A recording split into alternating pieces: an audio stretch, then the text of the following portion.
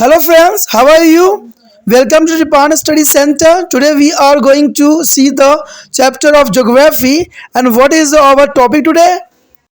Weather and climate. There is a most important chapter here. An important point also is the same, weather and climate. First point, weather and climate is the most important here. The first of all come to the weather. The weather is the most important here. The weather is the temperature, pressure, wind and humidity and the precipitations and interact with there is each other. You know that there is important here. Temperature, pressure, wind is humidity, and precipitations is interact with each other. They influence their atmospheric condition like the direction and velocity of wind.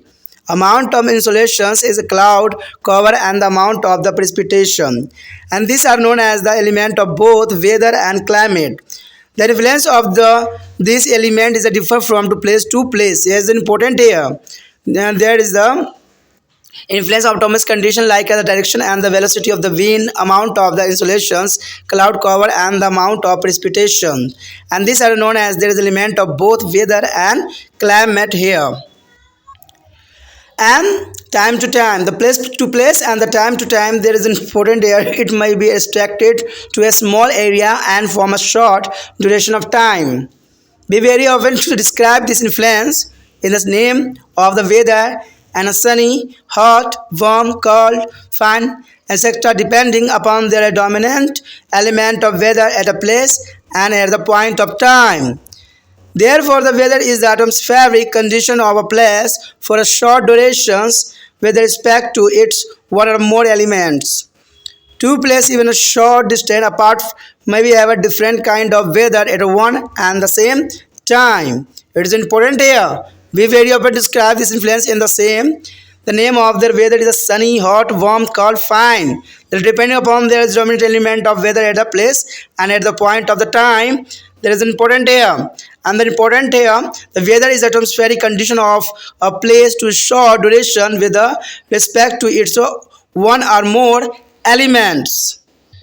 Second point is also important here. Weather is a forecast. There is important here. Weather forecast.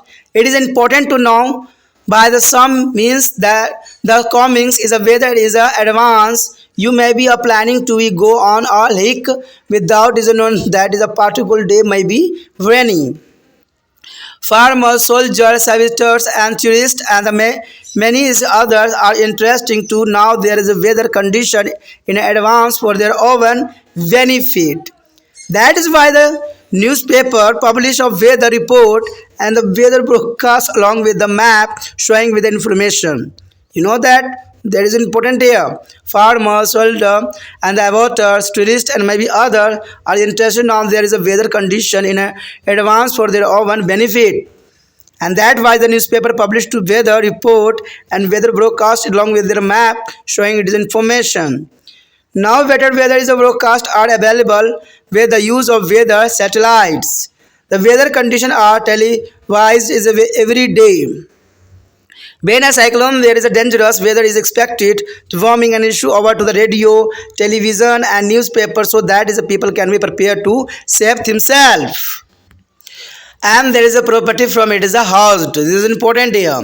The weather offices collect the data on temperature, wind, cloud, cover, is rainfall, and the other atmospheric phenomenon. Through it is a numerous is observation center, and these centers are scattered all over the country. Similar information is also received from to the ships, alliance, and it is a high seas. The analysis of the data thus is a collective help in the forecasting weather conditions for the next 48 hours or even for a week. The significance of a weather information of supplied to through a map and it is a forecast. It's a better is utilized in a country like the UK and where is a weather changes very rapidly. There is the most important data here. The next year season. The season is the most important here. You know that a year is divided into the season depending upon the variation is atmospheric condition, and there are specific period in a year which have a similar weather condition. Season is the period of the years is characterized by a particular set of weather condition resulting from their nation of the earth as an axis and their revolution of the earth around the sun. The same cycle of the season is repeated is a year after year. The fourth season, each of the 3 months duration, has been to recognized in the temperate region. And there is spring, summer, autumn, and winter. There is the most important season here. In our countries, we have three distinctive seasons, which are summer, winter, and rainy. The India is a meteorological department has recognized four main seasons. They are is called weather season, December to February, and hot weather season, March to May, and advancing monsoon season or rainy season is a June to September, and the starting is a monsoon season is October to November. Traditionally, there are six seasons in the North India. There is the Basant Ritu, Chaitra, Vaishakh or March to April. Agranam Ritus is the Santyas, Arsara and the Major June. Brasha Ritu, there is a Sharavans is a Bhadrapad, is a July to the August. And Sharad Ritu is a Ashwan, is a Kartika and there is September to October. And Hemant Ritu is the Magharis Rish post are the November to December.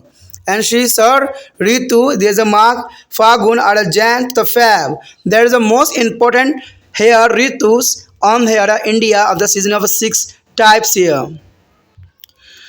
The rays of the sun are more or less direct on the equator throughout the year. In the equatorial region is experience there is the same temperatures all the years around. Therefore, a season are insignificant one are near their equator. Near the coastal and the oceanic influence of reduce the seasonal variation. In the polar region, there are only two seasons: is a long winter and short summer. The next word is the climate. Climate is also important here. The average weather condition is prevalent is from one season to another in the course of a year.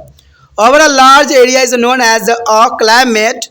There is an average of this weather is a condition is calculated from to data collected for a several year, about a 35 year for a larger area. Rajasthan, for example, experience hot and arid climate, and Kerala has a tropical rain climate, and Greenland has a cold desert climate, and the climate of the Central Asia is a temperate is a continentals. Climate of region is considered more or less permanent. The here is an important point arrive there. The weather is the atmospheric condition of any place for a short period of time with respect to its one or more elements such as a temperature, pressure, wind, humidity and precipitation, sunshine, cloud over and etc. There is an important here. The period of the years which are characterized by the particular set of the weather condition are mainly caused by there is an inclination of the earth as a axis and the revolution of the earth around the sun are known as the season. And the average is the weather condition of a large area for the past several years is known as the climate, precising more and less permanent. The next year, the difference between the weather and climate can be tabulated under the first year weather and second year's climate. The weather is the study of the atmospheric condition for the short duration of a limited area. And climate is here. Climate is the study of the average weather condition observed over a long period of time for a longer area. The second year, weather is influenced by the any one of its the predominant is the element is the temperature or humidity. And the climate is there is a collective effect all it is the elements. The third point is also important here. The weather change very often. It is a more or less is a permanent. Is the third point is the climate. It is experienced over to small area of the country. But the fourth year is climate. It is experienced over to large area of the continent.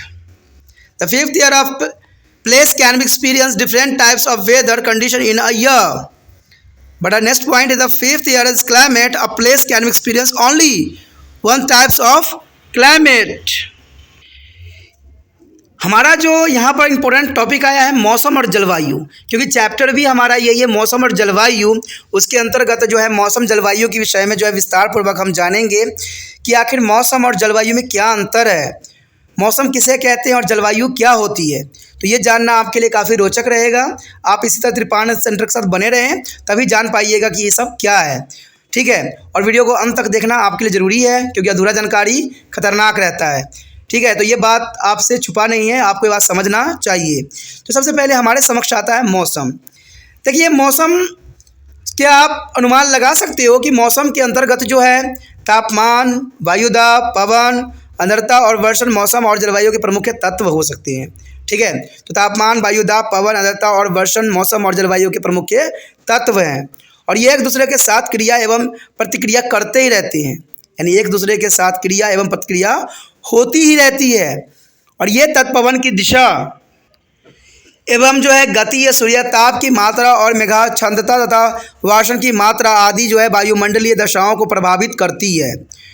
इन वायुमंडलीय तत्वों को ही मौसम और जलवायु का अवयव कहा जा सकता है। यानी बहुत में इम्पोर्टेंट बात आया है यहाँ पर कि जो है गति, सूर्यताप की मेघाच्छादकता और वर्षण की मात्रा वायुमंडलीय दशाओं को प्रभावित करती है, और इन वायुमंडलीय तत्वों को ही मौसम और जलवायु का अवयव कहा जा सकता है। इन अवयवों के भिन्न भिन्न स्थानों और समय पर जो है अलग अलग प्रभाव देखने को मिलता है। यानी इन अवयवों का जो है विभिन्न विभिन्न स्थानों और समय पर जो है अलग अलग प्रभाव देखने को मिलता है, और यह प्रभाव एक सीमित क्षेत्र या छोटी अवधि के लिए हो सकता है। हम प्राय इस प्रभाव को मौसम के रूप में व्यक्त करते हैं, जैसे धूप वाला गर्मी, सर्दी, वर्षा, तूफान आदि का मौसम। तो ये काफ़ी महत्वपूर्ण है कि धूप वाला गर्मी, सर्दी, वर्षा, तूफान आदि का ये सब मौसम हो सकते हैं। इनमें से मौसम का प्रत्येक रूप किसी न किसी अवयव की ओर संकेत करती है। यानी देखा जाए तो मौसम का प्रत्येक रूप किसी न किसी अवयव की ओर संकेत करेगा ही करेगा, जो किसी स्थान और समय के विशेष में सर्वाधिक प्रभावशाली होता है। अंततः किसी स्थान तक छोटी अवधि के लिए एक या एक से अधिक जलवायु अवयवों के संदर्भ में वायुमंडल की दशा उस स्थान का मौसम कहलाता है। तो आप मौसम समझ गए होंगे क्या होता है। किसी स्थान का छोटा अवधि के लिए एक या एक से अधिक जलवायु अवयवों के संदर्भ में वायुमंडल की दशा उस स्थान का मौसम कहलाता है। और एक ही समय में निकट स्थित दो स्थानों पर अलग अलग मौसम हो सकता है। यानी एक ही समय में निकट स्थित दो स्थानों में अलग अलग मौसम होना स्वाभाविक है। आपने देखा भी होगा, इसको ऑब्जर्व भी किया होगा अपने डेली टू लाइफ में, कि एक क्षेत्र में बारिश हो रहा होता है और एक क्षेत्र में धूप निकला हुआ होता है। तो हो गया ना दो कंडीशन, और ये कहीं दूर जाने की जरूरत नहीं है, आपके आसपास ही ऐसा कंडीशन देखने को मिल जाता है। Second point here is the most important, मौसम का पूर्व अनुमान। तो सेकेंड पॉइंट काफ़ी इंपॉर्टेंट रखता है यहाँ पर कि मौसम का पूर्व अनुमान। देखिए, मौसम का पूर्व अनुमान के कारण आज के समय में बहुत ही महत्वपूर्ण उपयोग हुआ है। कहते हैं आज समय रहते ही हर चीज़ के बचाव के लिए जो है मौसम का पूर्व अनुमान के कारण ही जो है इंसान सशक्त हो जाता है, और उन जो दुर्घटनाएं होने वाले होते हैं, जो प्रॉब्लम आने वाले होते हैं, उससे पहले ही वो जो है अपना पूरी तैयारी कर लेते हैं। तो ये सब किस कारण हुआ? मौसम का पूर्व अनुमान के कारण ही हुआ। तो देखिए, मौसम का पूर्व अनुमान के अंतर्गत क्या है, कहते हैं आने वाले मौसम की किसी विधि द्वारा पहले से जानकारी होना बहुत ही महत्वपूर्ण बात रखता है।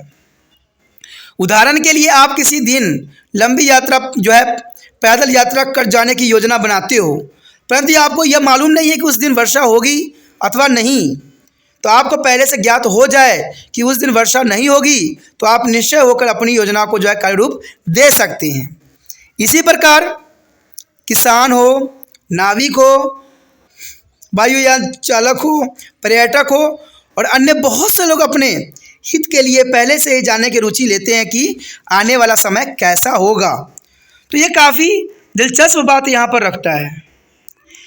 इसलिए समाचार पत्र में जो है मौसम का विवरण, मौसम का पूर्वानुमान और इस जानकारी को दर्शाने वाला मानचित्र जो है रोजाना छापे जाते हैं। मौसम उपग्रहों की मदद से अब मौसम के पूर्वानुमान की जानकारी अधिक विश्वसनीय मिल रही है। दूरदर्शन पर मौसम की दशाओं की जानकारी रोज दी जा रही है, और जब कभी चक्रवात या खतरनाक मौसम के आने की संभावना होती है तो रेडियो, दूरदर्शन और समाचार पत्रों द्वारा चेतावनी दे दी जाती है, जिससे लोग मौसम के खतरों से अपनी जान और माल की रक्षा कर लेते हैं। तो मौसम का पूर्व अनुमान होना कई मायने बहुत ही महत्वपूर्ण होता है। इससे जो है हम कई खतरों से भी बच सकते हैं। मौसम कार्यालय सारे देश में फैली अपनी अनेक जो है वेधशालाओं द्वारा तापमान, पवन, मेघाच्छन्न, वर्षा और अन्य वायुमंडलीय घटनाओं के बारे में आंकड़े एकत्र कर रहे हैं। और इसी प्रकार की जानकारी गहरे समुद्र में चलने वाली जल योजनाओं से भी प्राप्त होती है। और इन आंकड़ों का विश्लेषण एवं अध्ययन द्वारा अगले 48 घंटे या एक सप्ताह के मौसम के पूर्वानुमान की जानकारी भी दी जाती है। और यह जानकारी यूनाइटेड किंगडम जैसे देश जहाँ मौसम परिवर्तन बहुत जल्दी जल्दी होते हैं के लिए अति उपयोगी है, क्योंकि मौसम का पूर्वानुमान रखना बहुत ही ज़रूरी रहता है और इससे जो है जान माल की रक्षा भी किया जा सकता है। अगर हमें इसकी जानकारी न रहे तो हम बहुत ही मुसीबत में फंस सकते हैं। उसके पश्चात है ऋतु।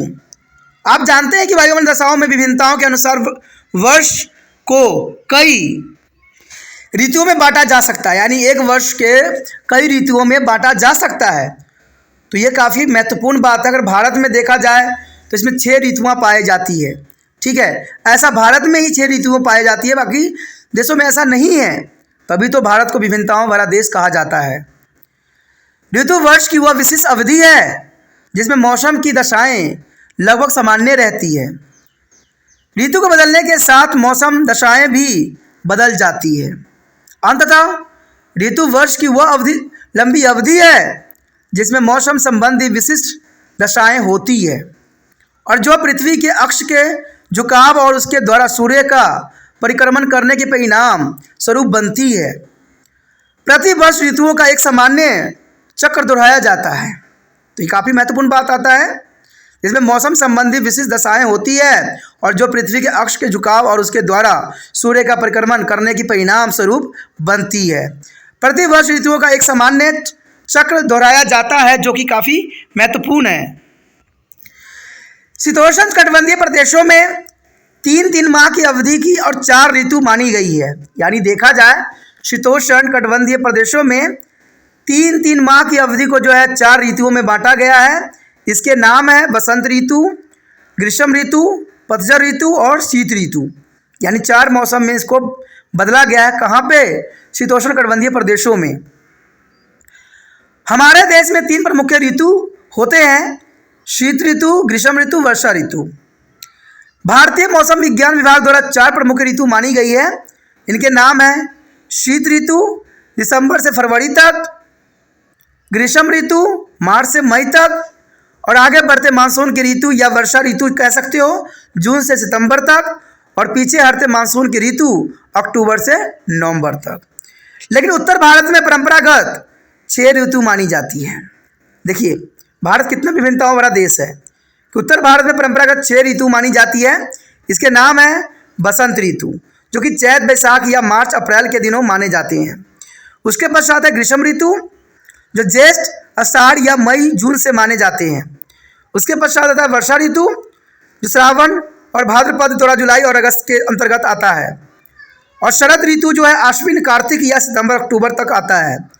उसके बाद हेमंत ऋतु जो है माघ शीश पौष पूष तक आता है, जो कि नवंबर दिसंबर के मध्य माना गया है। और शिशिर ऋतु जो है माघ फागुन या जनवरी फरवरी के अंतर्गत आता है। तो ये 6 ऋतु जो है उत्तर भारत के क्षेत्र में पाए जाते हैं, जो कि काफ़ी महत्वपूर्ण और काफ़ी इम्पोर्टेंट है। विषुवत वृत्त के ऊपर सूर्य किरणें वर्ष भर लगभग लंबवत पड़ती है। अंततः विषुववर्तीय प्रदेशों में तापमान सारे वर्ष एक सामान्य ही रहता है और इस कारण विषुववर्तीय प्रदेशों में कोई ऋतु नहीं होती है। तटीय भागों में समुद्र का प्रभाव ऋतुओं की विभिन्नता को कम कर देती है। ध्रुवीय प्रदेशों में केवल 2 ऋतु होती है, लंबी शीत ऋतु और छोटी शीत ऋतु, जो कि काफ़ी महत्वपूर्ण है। यानी शरद ऋतु हो गया और जो है ग्रीष्म ऋतु हो गया। उसके पश्चात हमारे समक्ष आता है जलवायु। देखिए जलवायु किसी भी प्रदेश के लिए काफ़ी महत्वपूर्ण होता है और इसी पर जो है पूरे कार्य प्रणाली आश्रित होती है। जलवायु किसी विशिष्ट क्षेत्र में वर्षा की विभिन्न ऋतुओं की औसत मौसम दशाओं को उच्च क्षेत्रीय जलवायु कहते हैं। तो आप जलवायु समझ गए होंगे। किसी विस्तृत क्षेत्र में वर्षा की विभिन्न ऋतुओं की औसत मौसम दशाओं को उच्च क्षेत्रीय जलवायु कहते हैं। औसत मौसम दशाओं की जानकारी एक बड़े क्षेत्र की अनेक वर्षा लगभग 35 वर्ष के एकत्र किए गए आंकड़ों की गणना के आधार पर की जा सकती है। उदाहरण के लिए राजस्थान की जलवायु गर्म और शुष्क है, केरल उष्णकटिबंधीय वर्षा वाली जलवायु है और ग्रीनलैंड की शीत मरुस्थलीय जलवायु है, और मध्य एशिया की जलवायु शीतोष्ण महाद्वीपीय है। किसी प्रदेश की जलवायु अपेक्षाकृत स्थायी ही होती है। यदि हम पॉइंट की बात करें तो कहते हैं यहाँ बहुत महत्वपूर्ण पॉइंट है जो कि पूरा सारांश के रूप में हो सकता है। किसी स्थान के तापमान, वायु दाब, पवन और आर्द्रता, वर्षण, धूप और मेघाच्छंद आदि के संदर्भ में थोड़े समय की वायुमंडलीय दशा को उस स्थान का मौसम कहलाता है।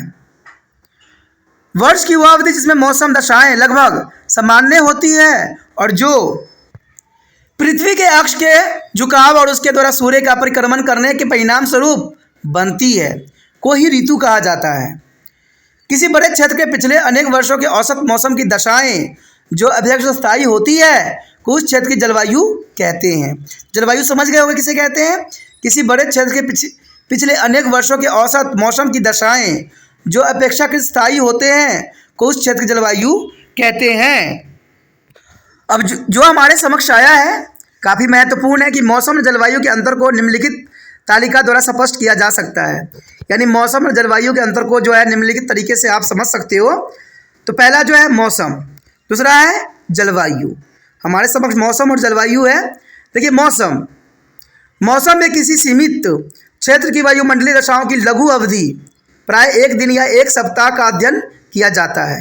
यानी मौसम में किसी सीमित क्षेत्र की वायुमंडलीय दशाओं की लघु अवधि यानी छोटी अवधि एक दिन या एक सप्ताह का अध्ययन किया जाता है। जलवायु के अंतर्गत जो होती है, जलवायु में बड़े क्षेत्र की लंबी अवधि की मौसम संबंधी दशाओं को औसत का अध्ययन किया जाता है, जो कि काफ़ी महत्वपूर्ण है। दूसरी बात करें तो मौसम वायुमंडलीय तत्व जैसे तापमान अथवा आर्द्रता में किसी एक से भी प्रभावित हो सकता है। यानी मौसम वायुमंडलीय तत्व जैसे तापमान अथवा आर्द्रता में किसी एक से भी प्रभावित हो सकता है। अगर जलवायु की बात करें यहाँ पर तो जलवायु वायुमंडल के विभिन्न तत्वों के संयुक्त प्रभाव को देन है। यानी जलवायु जो है वायुमंडल के विभिन्न तत्वों के संयुक्त प्रभाव की देन है।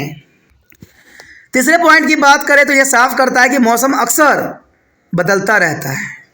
तो मौसम तो जो है अक्सर बदलता रहता है, इसमें कोई दो राय नहीं है। लेकिन अगर हम देखें यहाँ पर तो कहते हैं ये लगभग अस्थायी होता है। जलवायु जो होती है अस्थायी होता है। चौथे पॉइंट की बात करें तो इसका प्रभाव किसी देश के छोटे से भाग में अनुभव किया जा सकता है।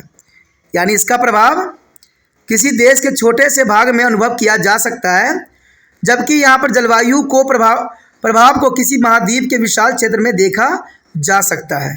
तो काफ़ी महत्वपूर्ण बात यहाँ पर आता है दोनों। आखिरी पॉइंट की बात करें तो किसी स्थान पर वर्षा में विभिन्न प्रकार के मौसम का अनुभव किया जा सकता है। यानी किसी स्थान पर वर्षा में विभिन्न प्रकार के मौसम का अनुभव किया जा सकता है, जबकि जलवायु में किसी स्थान पर एक ही प्रकार की जलवायु हो सकती है। किसी स्थान पर एक ही प्रकार की जलवायु हो सकती है। तो ये काफ़ी महत्वपूर्ण यहाँ पर टॉपिक था जिसके बारे में हमने जाना, समझा और इसके डिफरेंस को भी भली भांति जानने की कोशिश किया। तो ये काफ़ी महत्वपूर्ण एग्जाम व्यू से था। आपको जो इसका डिफरेंस काफ़ी महत्वपूर्ण है उसको नोट डाउन करना चाहिए और एग्जाम के लिए अच्छे से प्रिपेयर करना चाहिए, तभी जो है आप अच्छे अंक प्राप्त कर सकते हो। The next topic is the most important here, factors affecting of climate. There is important here, factor affecting a climate. Different regions of the world have a different temperature. Different regions of the world have a different temperature, humidity and precipitation. There is a general things here. You know that this difference influences the lifestyle of the people living under different climatic conditions.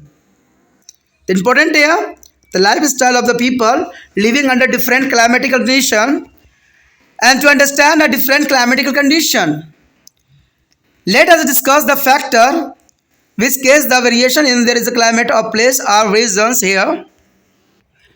The first point is important here. Latitude are distant for the equator. Latitudes are distant from the equator. The place near the equator are warmer than to the place which are far away from it. This is because the ray of the sun fall vertical on equator and slanting in the temperate and the polar region. As we have discussed earlier, their vertically rays are concentrated over a small area than to the slanting one. Again, the vertical rays pass through a shorter distance in the atmosphere before reaching the earth as a surface. Therefore, lower altitudes, higher is the temperature and vice versa. The Malaysia which is near the equator is warmer than England which is far away from the equator. There is an important point here. The Malaysia which is near the equator is warmer. The England which is far away from the equator, there is a different here. The second point is also important here. Latitude are the higher from the mean sea level. Altitude are the higher from to means sea level here. We all know that is a mountain are cooler than to plants. Shimla is situated on a higher altitude is cooler than Jalandhar. Though there is both are almost on the same altitude. The temperature decreases with the height of a place. For a vertical rise of the 165 meters, there is on average decrease in a temperature at the rate of 1 Celsius. Thus, the temperature decrease with the increasing in height. The important here, altitude are the higher from to the means of sea level here. The next point here is the continentals are the distance from a sea. There is important here. Continental are the distance from the sea. The water is a bad conductor of heat. The water is a bad conductor of heat. It will take longer time to heat and the longer time to cool. Due to this is a moderating effect of the sea, place near the coastal has low range of temperature and the high humidity. The place in the interior of the continent do not experience a moderating effect of the sea, and the place have extremely temperature. The place far from to sea have a high range of the diurnal daily and the annual temperatures. Mumbai has a relative lower temperature and higher rainfall than the Nagpur, though the both almost situated on the same altitude. That is important here. The next point here, fourth, nature of prevailing wind. The nature of prevailing winds, it is important here. The one shore wind varying to the moisture from the sea and case the rainfall on their area through which they are pass. The offshore wind is coming from to the land are dry and help in the evaporation. In India, the one shore summer monsoon wind bearing the rain, while offshore winter monsoon wind are generally dry. And next point is a cloud cover. This cloud cover is the most important here. In India, generally of the cloudless sky as the desert, temperature even under shade are very high because of hot daytime sunshine. In the night, this heat is radiated back from to the ground very rapidly. It results in the large terminal range in the temperature. On the other hand, under cloud sky and the heavy rainfall at the Thiruvananthapuram, the range of temperature is very small. The next here, 6 point, ocean currents. The ocean water move from one place to other, partly as a attempt to be equalize temperature and density of water. Ocean current are the larger movement of water usually from a place for a warm temperature to one of the cooler temperature, or vice versa. There are warm oceans current arise their temperature of the coastal and sometimes varying rainfall will the cold currents lower their temperature and the create a fog near the coasts. For the wavings there is a nearby is a free form ice even in the winter due to the warm north Antarctica draft will be poured the weak and the calamitous, the remaining the frozen during the winter month. Due to the chilling effect of the cold Labradors, current is the spirit of the fact that the Port Queensbeck is situated in a much lower altitude than the Portal Barres. The worst shore is the wind pass over to the worms currently carry to the warm air to be the interiors and the rise the temperature of their island area. Similarly, the winds blowing over to the cold current carry a cold air to be interior and create a fog and mist. The next here, direction of mountain chain. There is a most important point here. Direction of mountain chain. The mountain chain act or naturally barrier for the wind.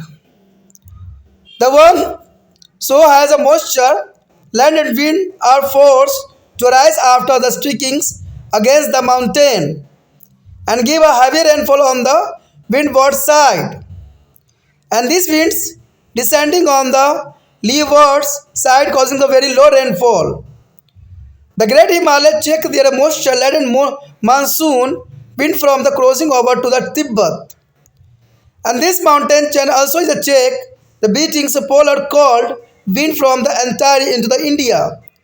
And this is the reason for which is the northern plan of India get a rains will the Tibet remain is a perpetuous rain shadow area with the lesser amount of rainfall. The next point here, slope and the asap. There is important here. The concentration of the heat began more on the gently slope, arise their temperature of the air above them. It is a lesser concentration along to the stepper, slope lower the temperature. At the same time, mountain slope facing the sun are the warmer than the slope which are away from the sun as a rays. The southern slope of Himalaya are warmer than the northern is a slope. That is an important point here. The next point here, the nature of the soil and the vegetation cover. The nature of the soil and vegetation cover, the important point here. The nature of soil depends upon it is the texture, structure and composition.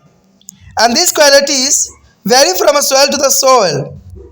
Stormy and sandy soil are good to conductor of the heat, while the back clay soil absorb the heat of the sun as ray quickly. The where is the surface radiated their heat easily.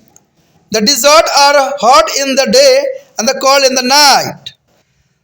The forest area has a lower range of temperature throughout the year. In the contrast is a non-forested area. That is an important point here.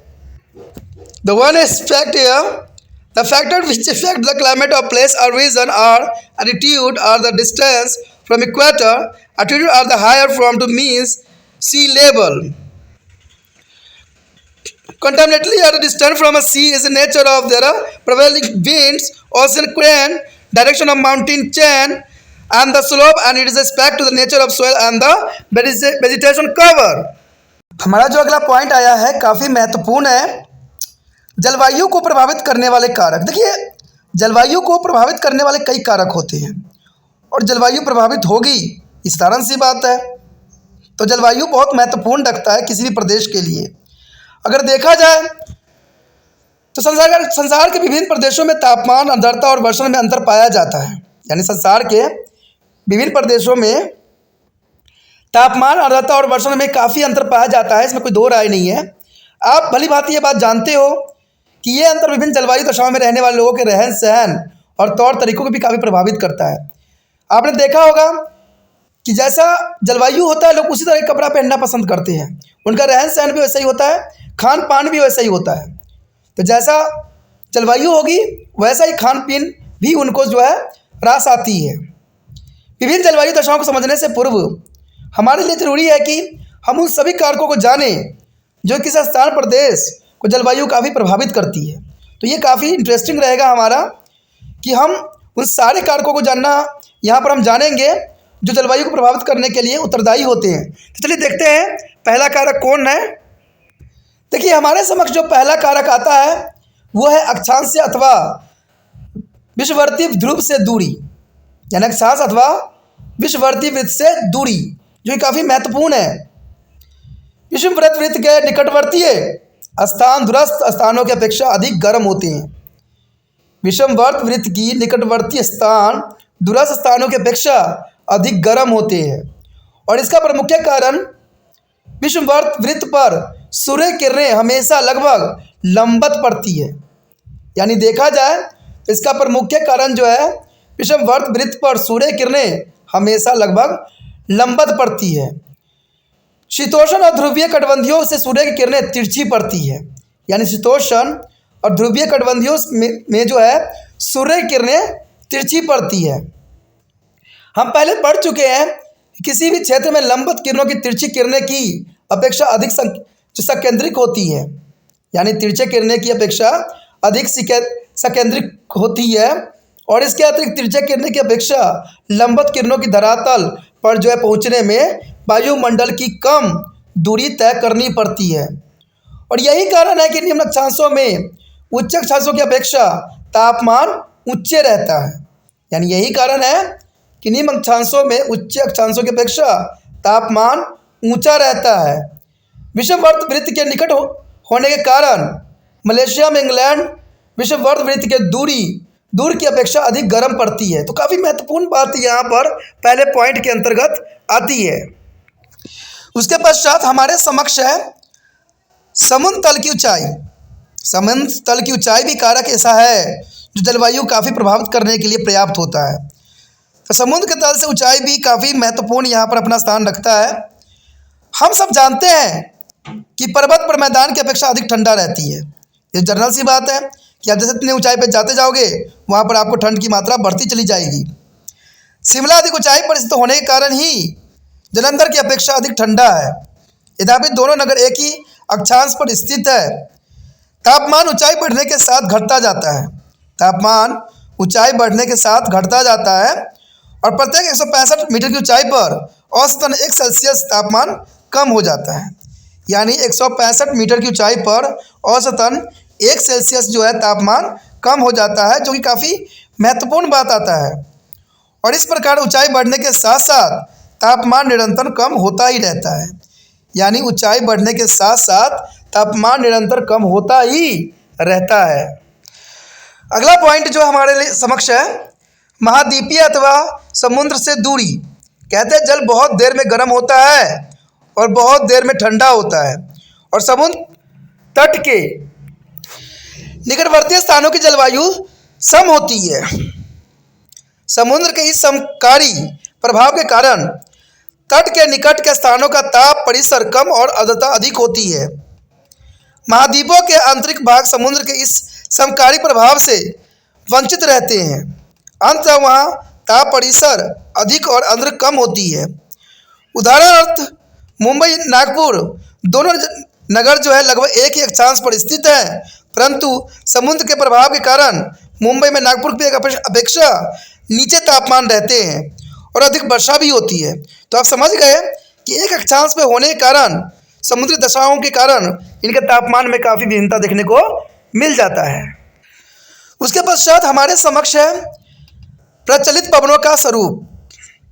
प्रचलित पवनों का स्वरूप, समुद्र की ओर से आने वाले पवनें अभितट पवनें नमी से युक्त होती है। समुद्र की ओर से आने वाली पवनें अभितट पवनें नमी से काफ़ी युक्त होती है, और वे अपने मार्ग में पड़ने वाले क्षेत्रों में वर्षा करती है। यानी अपने मार्ग में पड़ने वाले क्षेत्रों में वर्षा करती है। महाद्वीपों के आंतरिक भागों से समुद्र की ओर आने वाली पवनें अब तट पवनें या शुष्क होती है, और वह वैश्वीकरण से सहायक भी होती है। भारत में ग्रीष्मकालीन मानसून पवनें समुद्र से ही आती है। यानी भारत में ग्रीष्मकालीन मानसून पवनें समुद्र से ही आती है। अंततः वह देश के अधिकांश क्षेत्र में वर्षा करती है। यानी वह देश के अधिकांश क्षेत्र में वर्षा करती है। इसके विपरीत शीतकालीन मानसून पवनें स्थल भाग से आने के कारण सामान्यतः शुष्क होती है। तो ये काफ़ी महत्वपूर्ण बात यहाँ पर आ जाती है। अगला पॉइंट जो हमारे समक्ष आया है मेघाच्छादन। मेघाच्छादन बहुत इंपॉर्टेंट है। मेघ विभिन्न मरुस्थलीय भागों में दिन के समय वायु के अधिकतम यानी अत्यधिक गर्म होने के कारण छाया में भी उच्च तापमान पाए जाते हैं।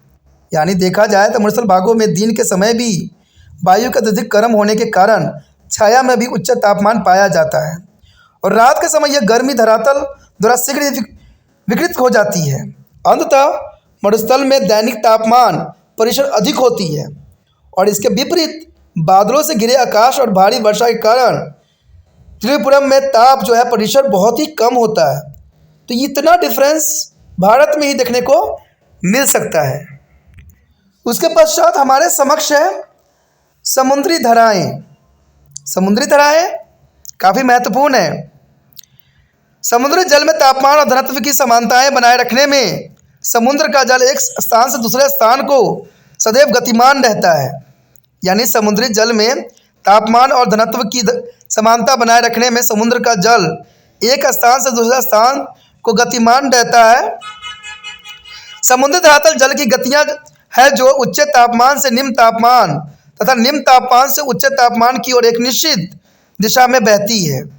यानी तापमान निम्न तापमान से जो है निम्न तापमान से उच्च तापमान की ओर निश्चित दिशा में बहती है। गर्म धाराएं तटवर्ती भागों के तापमान को बढ़ाकर कभी कभी वर्षा में सहायक भी करती है। यानी गर्म धाराएं तटवर्ती भागों के तापमान को बढ़ाकर कभी कभी वर्षा में सहायक भी करती है, जबकि ठंडी समुद्री धाराएं तटवर्ती भागों का तापमान कम करती है। यानी ठंडी समुद्री धाराएं तटवर्ती भागों को तापमान को कम कर देती है और कोहरा उत्पन्न करती है। उत्तरी अंटार्कटिका महासागर में वर्जन नामक बंदरगाह जो है गर्म उत्तरी अंश महासागरीय प्रभाव के कारण जाड़े में बर्फ के जमने से बचा रहता है, जबकि कनाडा का क्यूल बंदरगाह जाड़े में ठंडी पेट्रोल धारा के प्रभाव में आकर जो है बर्फ में जम जाता है। तो काफ़ी महत्वपूर्ण है। देखिए कनाडा का क्यूबल बंदरगाह जाड़े में के महीने में ठंडा और बेंगलोर धारा के प्रभाव में आकर बर्फ से जम जाता है। तो काफ़ी महत्वपूर्ण बात यहाँ आता है। यद्यपि क्यूबेक बंदरगाह अपेक्षाकृत निम्न अक्षांशों में स्थित है। समुद्र की ओर से आने वाली पवन गर्म धाराओं के ऊपर से गुजरने वाले गर्म हो जाती है और आंतरिक भागों के तापमान को ऊंचा कर देती है और इसी प्रकार जो है ठंडी धाराओं के ऊपर से गुजरने वाली पवनें ठंडी होकर आंतरिक भागों में तापमान को कम करके कोहरा और धुंध उत्पन्न करती है, जो कि काफ़ी महत्वपूर्ण बात यहाँ पर आती है। अगला पॉइंट जो काफ़ी महत्वपूर्ण है, पर्वतमालाओं की स्थिति। देखिए पर्वतमालाओं की स्थिति क्या होती है, ये काफ़ी महत्वपूर्ण बात यहाँ आता है कि पर्वतमालाओं की स्थिति कैसी होती है।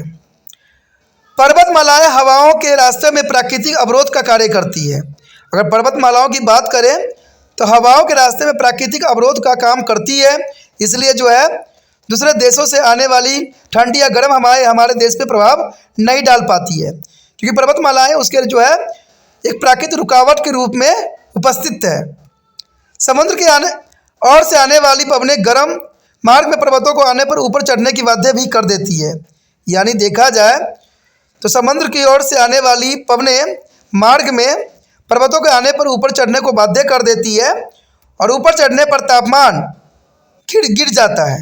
ये तो आपको पता ही होगा कि तापमान जितना ऊपर ऊंचाई पे जाइएगा तापमान उतना कम होता चला जाता है और पर्वत मुख्य ढलानों पर जो है भारी वर्षा करती है, फिर वह पर्वतों की दूसरी दिशा में नीचे उतरती है, जिसे हम पवनाभिमुख ढाल कहा जाता है। यानी जिसे हम पवनाभिमुख ढाल कहा जाता है। पवनाभिमुख ढाल वर्षा रहित होती है तथा जो है विश्व छाया प्रदेश कहा जाता है। महान हिमालय वाष्प युक्त मानसूनी पवनों को जो है तिब्बत जाने में रुकावट पैदा करती है और उत्तर की ओर आने वाली ठंडी हवाओं को भारत में आने से रोकती है। इसी कारण से भारत के उत्तरी मैदान में भारी वर्षा होती है, जबकि तिब्बत एक अस्थायी विशिष्ट छाया प्रदेश बना हुआ है, जो कि काफ़ी महत्वपूर्ण है। उसके पश्चात हमारे समक्ष भूमि का ढाल एवं अभिमुखता। भूमि का ढाल एवं अभिमुखता बहुत ही महत्वपूर्ण टॉपिक है। भूमि का ढाल एवं अभिमुखता। देखिए भूमि के मध्य ढाल पर सूर्य किरणें का जो है संकेतन तंत्र होने के कारण ऊपर की वायु का तापमान बढ़ जाता है और तीव्र ढाल पर किरणों के फैलने के कारण तापमान कम हो जाता है और इसके साथ ही सूर्य के अभिमुख पड़ने वाली पर्वतीय ढाल जो अभिमुख ढाल वाले क्षेत्र से अपेक्षित गर्म होते हैं।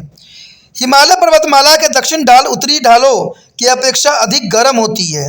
तो ये काफ़ी महत्वपूर्ण बात यहाँ पर आता है कि भूमि के मध्य ढाल पर सूर्य किरणें का संकेंद्रण होने के कारण ऊपर की ओर वायु का तापमान बढ़ जाता है और तीव्र ढाल के किरणों को फैलने के कारण तापमान कम हो जाता है और इसी के साथ ही सूर्य के प्रमुख विमुख पड़ने वाले पर्वतीय ढाल विमुख ढाल वाले क्षेत्र से अपेक्षाकृत गर्म होते हैं। हिमालय पर्वतमाला के दक्षिण ढाल उत्तरी ढालों की अपेक्षा अधिक गर्म होते हैं। उसके पश्चात हमारे समक्ष है मिट्टी की प्राकृतिक और वनस्पति आवरण। देखिए मिट्टी की प्राकृतिक कैसी है और वनस्पति आवरण कैसा होना चाहिए। कहते हैं मिट्टी का गठन संरचना एवं संगठन उसकी प्रकृति को बताते हैं, यानी मिट्टी के गठन संरचना एवं संगठन उसकी प्रकृति को बताते हैं और ये गुण अलग अलग मिट्टियों में बदलते रहते हैं, यानी ये गुण जो है अलग अलग मिट्टियों में बदलते रहते हैं। पथरीली या रेतीली मिट्टी गर्मियों की सुचालक होती है। पथरीली या रेतीली मिट्टी जो है गर्मी के सुचालक होती है, जबकि काली चिकनी मिट्टी गर्मी के जो है जल्दी सोख लेती है, यानी काली मिट्टी जो है चिकनी मिट्टी गर्मी को बहुत जल्दी सोख लेती है।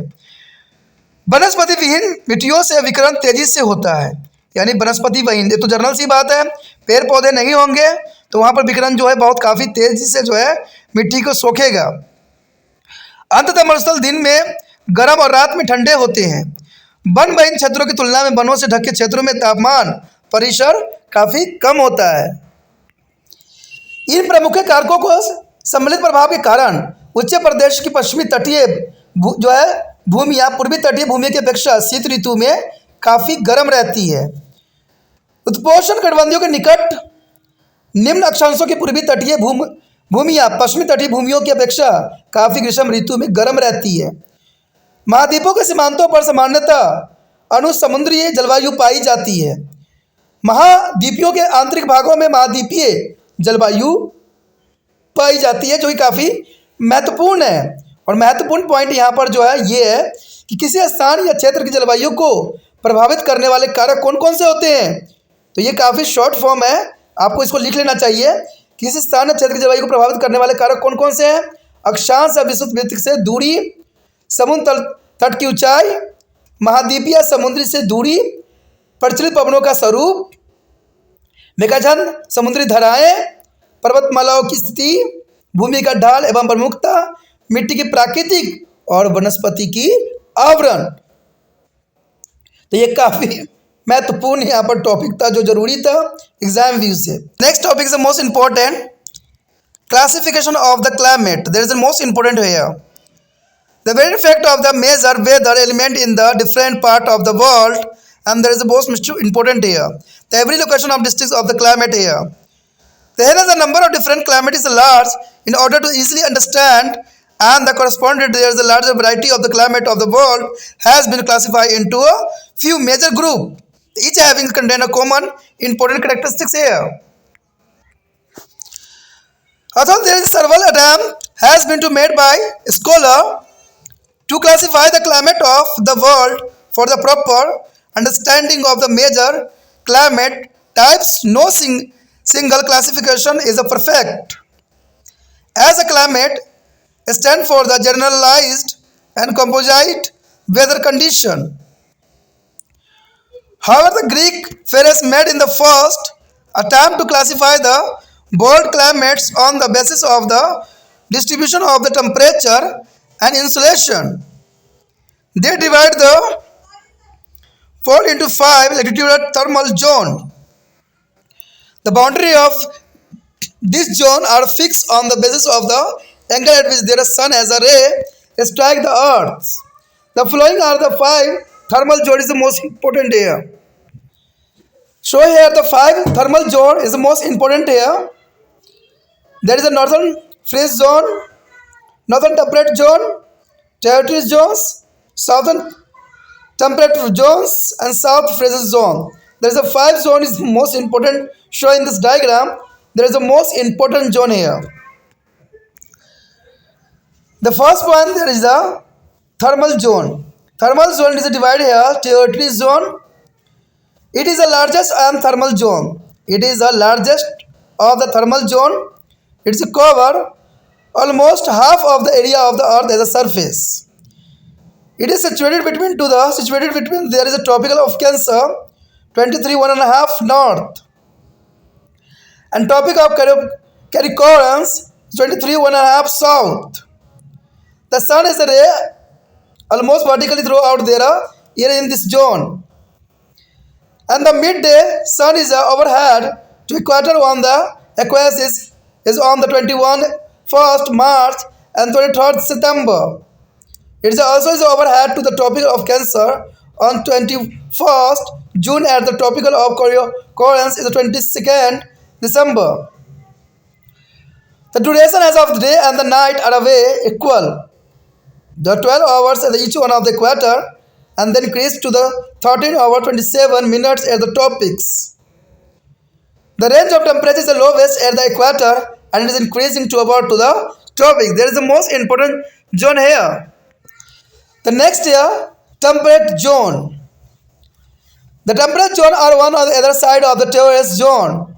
The north temperate zone lies between to the tropics of Cancer, 23 1.5 north, and the Arctic Circle is a 66 1.5 north.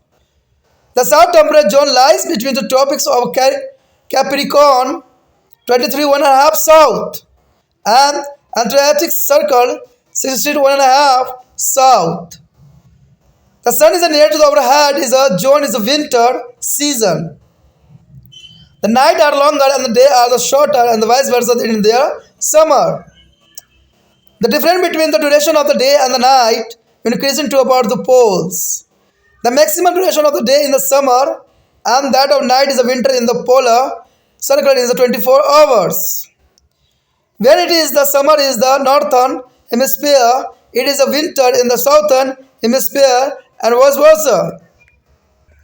The third point is a phase zone. Phase zone like their temperate zone, phase zone is also found in their both of hemisphere. The north phase zone is the lies between the Arctic Circle 66 1.5 north and the north pole is a 90-degree north. The south phase zone lies between the Antarctic Circle 66 1.5 south and the south pole is 90 degrees south. During the winter season, the sun does not rise above the horizon for almost 6 months. And these are the coldest region of the world. The surface remains permanently frozen under thick snow. The earth is divided into the 5 thermal zones on the basis of the distribution of the insolation and temperature. The 5 thermal zones are territory zone, northern and southern temperate zone and northern and southern phase zone. There is an important point here. The next point here, climatic type. There is important here. The B here, climatic types. The concept of thermal zone is that thermatically and explained there is a distribution of solar energy over to the earth as a surface. As discussed earlier, there are several other factors besides the angle of the sun's rays, which influence the climatic of the place, keeping in view other factors responsible for the distribution and combined influence of the temperature and rainfall. The modern scientist has arrived to several classification of the climate and its types. The most widely used of system of climatic classification in its various modified form is that is Valdemar Köppen is 1846 to 1940. It is based upon the temperature, precipitation and their seasonal characteristics. The relationship of climate with the vegetation is also included with it. According to these schemes, the world has been divided into 5 climatic groups and they are further subdivided into the 30 climatic types that are following. There is the most important here, climatic group and climate type. The first here, tropical climate, hot air all season. Tropical rainforest, savanna climate, monsoon climate.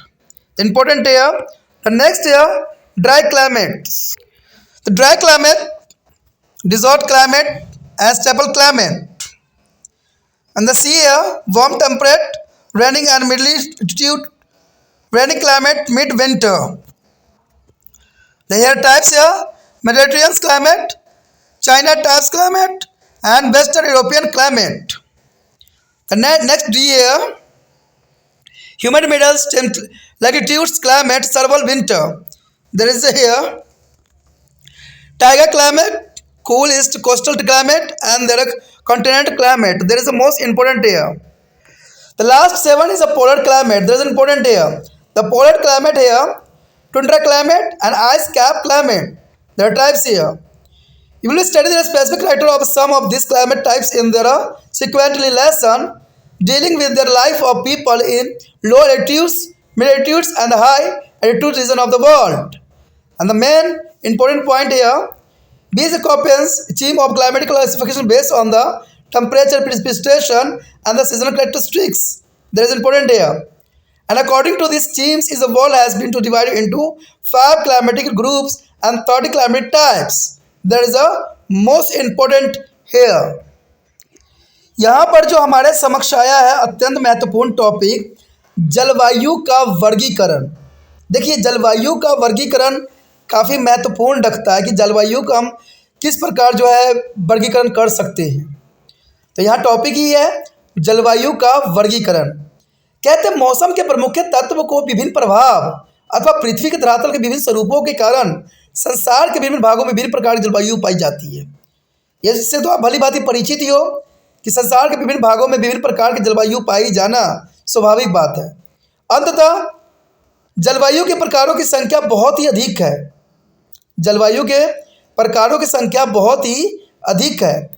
संसार के इन विभिन्न जलवायु प्रकारों के आसानी से समझने के लिए उन्हें कुछ प्रमुख जलवायु समूह में वर्गीकृत किया गया है और प्रत्येक जलवायु समूह में कुछ प्रमुख सामान्य विशेषताएं पाई जाती है। तो ये काफ़ी महत्वपूर्ण बात आ जाती है यहाँ पर कि संसार के इन विभिन्न जलवायु प्रकारों को आसानी से समझने के लिए उन्हें कुछ प्रमुख जलवायु समूह में वर्गीकृत किया गया है और प्रत्येक जलवायु समूह में कुछ प्रमुख सामान्य विशेषता भी पाई जाती है। इधर भी वैज्ञानिक द्वारा संसार के प्रमुख जलवायु प्रकार के उचित अध्ययन के लिए उनके वर्गीकरण के कई प्रयास भी किए गए हैं। यानी वैज्ञानिक द्वारा संसार के प्रमुख जलवायु के प्रकारों को उचित अध्ययन के लिए उनके वर्गीकरण के कई प्रयास भी किए गए हैं क्योंकि जलवायु मौसम के विभिन्न दशाओं के को जो है सम्मिलित और सामान्यतः रूप होती है। अंततः कोई भी वर्गीकरण आदर्श नहीं माना जा सकता। यानी कोई भी वर्गीकरण आदर्श नहीं माना जाता है। फिर भी यूनानियों ने तापमान और सूर्यताप के वितरण के आधार पर संसार की जलवायु को वर्गीकरण करने का प्रथम प्रयास अवश्य किया था क्योंकि यूनानियों ने जो है तापमान और सूर्यताप के विकिरणों के आधार पर संसार की जलवायु को वर्गीकरण करने का प्रयास काफ़ी जो है न्याय उचित था और उन्होंने संसार के 5 अक्षांशीय ताप कटबंधियों में बांटा और इस ताप कटबंधियों की सीमाओं का निर्धारण पृथ्वी पर सूर्य की किरणों से बनने वाले कोण के आधार पर किया जा सकता है। और 5 जो है यहाँ पर कटबंधी निम्नलिखित है। देखिए कौन कौन से 5 क्षेत्र पाए गए हैं। यहाँ पर आप देख सकते हो कि तट कटबंधी के अंतर्गत जो है एक आपको जो है यहाँ पर भूगोल का जो है मैप दिख रहा होगा। ठीक है, तो ये काफ़ी महत्वपूर्ण है। इसको 5 जोन में बांटा गया है। यानी उत्तरी शीत कटबंध, उत्तरी शीतोष्ण कटबंध, उष्ण कटबंध, दक्षिण शीतोष्ण कटबंध, अंटार्कटिका वृत्त और दक्षिण शीत कटबंध। यानी 5 भागों में जो इस ग्लोब को जो है विभाजित किया गया है।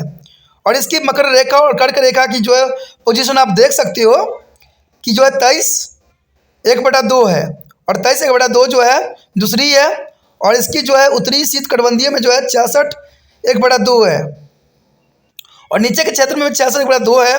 तो काफ़ी महत्वपूर्ण है और इसके जो 90 डिग्री के एंगल के साथ बनती है उत्तरी ध्रुव और दक्षिणी ध्रुव। तो ये काफ़ी महत्वपूर्ण है और इसी कारण जो है जलवायु की विभिन्न दशाएँ पाई जाती है। हमारा जो पहला पॉइंट आया है काफ़ी महत्वपूर्ण है, ताप कटिबंध। ताप कटिबंध क्या है? इसके अंतर्गत पहला पॉइंट यही आता है उष्ण कटिबंध। उष्ण कटिबंध यानी ताप कटिबंध में उष्ण कटिबंध सबसे अधिक विस्तृत है। अगर देखा जाए ताप कटिबंध में उष्ण कटिबंध सबसे अधिक विस्तृत है और यह पृथ्वी की सतह के लगभग आधे भागों को घेरे हुए हैं। यह पृथ्वी की सतह के लगभग आधे भाग को घेरे हुए हैं। उष्णकटिबंधीय कर्कवृत्ति यानी 23.1/2 उत्तर और मकरवृत्ति जो है 23.1/2 दक्षिण के मध्य स्थित है। जैसे कि हमने मानचित्र में भी देखा था इस बात को। और इस ताप कटिबंध में वर्षा भर सूर्य की किरणें जो लगभग जो है लंबवत पड़ती है, यानी यहाँ पर देखा जाए तो सूर्य की किरणें जो है सीधे लंबवत पड़ती है। उष्णकटिबंधीय के विस्तृत कालों में अर्थात 21 मार्च और 23 दिसंबर की तिथियों के जो है मध्य कालीन जो है सूर्य विषुवत वृत्त पर ठीक सिर के ऊपर ही होता है। और सूर्य जो है 21 जून को कर्क वृत्त पर और 22 दिसंबर को मकर वृत्त पर भी लंबवत होता है। विषुवत वृत्त पर दिन और रात की अवधि हमेशा बराबर ही रहता है, अर्थात 12 घंटे की रात और 12 घंटे के दिन। दिन या रात की अवधि विषुवत वृत्त से दूर जाने पर बढ़ती जाती है और यह कर्क या मकर वृत्त पर जो है बढ़कर अधिकतम 13 घंटे 47 मिनट तक हो सकती है। ठीक है, तो इम्पोर्टेंट बात है कि ये अगर देखा जाए तो कर्क या मकर वृत्त पर जो है बढ़कर 13 घंटे 47 मिनट तक हो जाती है और विषुवत वृत्त ताप परिसर सबसे कम होता है और अन्य वृत्त जो है कर्क और मकर वृत्त की ओर बढ़ता ही चला जाता है, जो कि काफ़ी महत्वपूर्ण बात को दर्शाता है। उसके पश्चात हमारे समक्ष है शीतोष्ण कटिबंध। शीतोष्ण कटिबंध उष्ण कटिबंधी दोनों और स्थित है। उत्तरी शीतोष्ण कटिबंध कर्क वृत्त जो है 23.1/2 उत्तर से अंटार्कटिका वृत्त या उत्तरी ध्रुवीय वृत्त 66.1/2 उत्तर के बीच स्थित है। दक्षिण शीतोष्ण कटिबंध की स्थिति मकर वृत्त पर जो है 23.1/2 दक्षिण की ओर और अंटार्कटिका वृत्त या दक्षिण ध्रुवीय वृत्त पर जो है 66.1/2 दक्षिण के बीच स्थित है, जैसे कि हम चित्र में भी भली भांति अध्ययन किए थे। और इस कटिबंध में सूर्य की स्थिति ठीक सिर के ऊपर कभी नहीं होता है, यानी ठीक कहते हैं सूर्य की स्थिति ठीक सिर के ऊपर कभी नहीं होता है। और यहाँ शीत ऋतु में रात की अवधि दिन की अवधि से लंबी होती है, यानी शीत ऋतु में रात की अवधि दिन की अवधि से लंबी होती है और ग्रीष्म ऋतु में इसकी विपरीत होता है। ध्रुवीय वृत्त की ओर जाने पर दिन और रात की अवधि का अंतर बढ़ता चला जाता है और ध्रुवीय वृत्त पर जो है ग्रीष्म ऋतु में दिन की अवधि जो है सूर्य के प्रकाश की अवधि 24 घंटे होती है। जब उत्तरी गोलार्ध में शीत ग्रीष्म ऋतु होती है तो दक्षिण गोलार्ध में शीत ऋतु होती है। तो ये काफ़ी महत्वपूर्ण बात यहाँ पर दर्शाया गया है। उसके पश्चात हमारा अगला पॉइंट आता है शीत कटिबंध। देखिए शीत कटिबंध क्या है। शीतोष्ण कटिबंधियों के समान ही शीत कटिबंध भी दोनों गोलार्धों में है। उत्तरी शीत कटिबंध उत्तर ध्रुवीय वृत्त यानी 66.1/2 उत्तर और जो है ध्रुव जो है 90 डिग्री उत्तर के बीच स्थित है। दक्षिण शीत कटिबंधीय जो है दक्षिण ध्रुव वृत्त 66.1/2 दक्षिण ध्रुव यानी 90 दक्षिण ध्रुव तक है और शीत कटिबंधियों में सूर्य किरणें हमेशा तिरछी पड़ती है और उनका जो है आयतन कोण बहुत छोटा होता है। ध्रुव पर शीतम ऋतु में जो है 6 माह का दिन जो सूर्य के प्रकाश की अवधि होता है और शीत ऋतु में जो है यहाँ 6 माह की रात होती है। और यह कटिबंध संसार का सबसे ठंडा प्रदेश होता है और यह धरातल पर सदैव ही हिम की मोटी परत जो है जमी रहती है। यदि हम यहाँ पर इम्पोर्टेंट फैक्ट की बात करें तो काफ़ी महत्वपूर्ण रहेगा कि सूर्य ताप एवं तापमान के वितरण के आधार पर पृथ्वी की 5 तप कटिबंधियों में बांटा गया है और 5 तट कटिबंधियों का नाम है उष्ण कटिबंधीय, उत्तर शीतोष्ण कटिबंधीय, दक्षिण शीतोष्ण कटिबंधीय, उत्तरी शीत कटिबंधीय और दक्षिण शीत कटिबंधीय। तो ये काफ़ी 5 जो है काफ़ी महत्वपूर्ण है एग्जाम व्यू से भी, तो इसको आपको नोट कर लेना चाहिए। उसके पश्चात हमारे समक्ष आता है जलवायु के प्रकार। कहते हैं ताप कटिबंधियों की संकलन सैद्धांतिक है यानी साइंटिफिक है और यह पृथ्वी तप पर जो सूर्य के वितरण मात्र का ही वर्णन करती है। यह आप पहले ही जान चुके हैं कि सूर्य किरणें के जो है आयतन कोण की अतिरिक्त और भी कई कारक किसी स्थान की जलवायु को काफ़ी प्रभावित कर सकती है। तापमान और वर्षा के संयुक्त प्रभाव और इसके वितरण को प्रभावित करने वाले अन्य कारकों को ध्यान में रखते हुए आधुनिक वैज्ञानिक ने जलवायु प्रकारों का कई वर्गीकरण किए हुए हैं। इसमें सबसे पहला नाम तो उन्हीं को जाता है, डब्ल्यू कोपेन को, जो 1846 से लेकर 1940 का जलवायु वर्गीकरण अपने विविध रूपांतरित प्रकारों के रूप में सबसे ज़्यादा प्रयुक्त एवं लोकप्रिय सिद्धांत इन्होंने प्रस्तुत किया था। तो ये काफ़ी महत्वपूर्ण, जो इनका सिद्धांत था काफ़ी महत्वपूर्ण था। कोपन का वर्गीकरण तापमान, वर्षण तथा उसकी ऋतुवर्त विशेषताओं पर आधारित थी। इसमें उन्होंने जलवायु और प्राकृतिक वनस्पति के बीच दृश्य संबंधों को भी जोड़ा था। कोपन ने अपने वर्गीकरण का संसार के 20 जलवायु वर्गों और उनके भी 13 वर्गों में विभाजित भी किया था। और ये जलवायु वर्ग इस प्रकार थे। यहाँ पर आपको जलवायु वर्ग दिखाया गया है और दूसरे साइड जो है जलवायु प्रकार। सबसे पहले हमारे समक्ष आता है उष्णकटिबंधीय जलवायु, यानी सभी ऋतु गर्म। इसके अंतर्गत जलवायु के प्रकार जो होंगे, उष्णकटिबंधीय वर्षावन, सावन जलवायु, मानसून जलवायु। दूसरा जो होगा हमारे समक्ष शुष्क जलवायु। देखिए शुष्क जलवायु के अंतर्गत जो है मरुस्थलीय जलवायु, स्ट्रॉपी जलवायु पाया जाता है। और तीसरा जो है हमारे समक्ष नम शीतोष्ण जलवायु या मध्य अक्षांशीय नम जलवायु, जो कि काफ़ी महत्वपूर्ण है। इसमें जो है भूमध्य जलवायु और चीन तृप्त जलवायु पाई जाती है, जो कि काफ़ी महत्वपूर्ण है।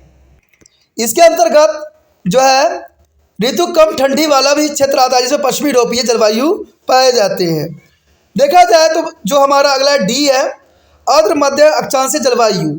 इसके अंतर्गत जो है टेगा जलवायु पाई जाती है, शीतल पूर्वी तट की जलवायु और महाद्वीपीय जलवायु, जो कि काफ़ी महत्वपूर्ण है। उसके बाद ई पार्ट है ध्रुवीय जलवायु। यहाँ पर मिसप्रिंट है, तो इसको ई समझिएगा। और ये 5 ही है जो काफ़ी महत्वपूर्ण है, ठीक है। इसके अंतर्गत आता है ध्रुवीय जलवायु के अंतर्गत आता है तुंडा जलवायु, हिमच्छादित प्रदेश की जलवायु। तो ये काफ़ी महत्वपूर्ण है, ये 5 है और इसके प्रकार जो है 13 है कुल। तो ये काफ़ी महत्वपूर्ण लगता है एग्जाम व्यू से। कहते हैं कुछ जलवायु प्रकार की प्रकृति विशेषता आगे पाठ में निम्न अक्षांश और मध्य अक्षांश को उच्च अक्षांश में रहने वाले लोगों के जीवन को काफ़ी प्रभावित करती है, जो काफ़ी महत्वपूर्ण यहाँ पर बात रखता है। ये टॉपिक इसी के साथ दोस्तों खत्म हो जाता है और साथ में चैप्टर भी खत्म हो जाता है, जो कि काफ़ी महत्वपूर्ण चैप्टर था, ठीक है। तो ये काफ़ी ज़रूरी था मौसम जलवायु, ठीक है, एग्जाम व्यू से। और इसको अच्छे से आप समझ लेना, जितना हो सके समझोगे उतना ही समझ में आएगा, ठीक है। अगर आपको ये वीडियो अच्छी लगी, समझ में आई, तो लाइक शेयर सब्सक्राइब करना मत भूलना। और एक बात इंपॉर्टेंट ये भी रहता है कि अगर आपको कोई सुझाव देना है, कोई कमेंट करनी है, तो कमेंट भी करने से अनभिक्त मत रहना। कुछ अच्छी बातें लिखना है तो अच्छी बातें लिखो, कुछ आपको गलतियां लग रही है तो उसको भी लिखो। कहते हैं जो व्यक्ति अपनी गलतियों को भी सुधारता है वही महान कहलाता है। तो इस बात को मैंने नहीं निर्धारित किया है, मैंने इतना ही जाना है कि आप जितना हो सके खामियों के बताइए, जिससे मैं और आपके लिए बेटर से बेटर करने की कोशिश कर सकूँ, ठीक है। तो आप कमेंट जरूर कीजिए, ठीक है। और पहली बार वीडियो देख रहे थे तो चैनल को सब्सक्राइब करके अपने मोबाइल में सेव कर लीजिए, तभी जो है आपको आने वाला समय में जो है त्रिपाण सेंटर का वीडियो मिल सकेगा, ठीक है। आप कोई सोचते होंगे कि त्रिपाण सेंटर सिर्फ एक ही क्लास के वीडियो के लिए अग्रसर है, तो आप ये जान के आपको होगा जानना पड़ेगा कि ये जो है 8वीं से लेकर जो है MA तक के बच्चों के लिए वीडियो यहाँ पर उपलब्ध है, ठीक है। आप देखिए, समझिए और अच्छे अंक प्राप्त कीजिए।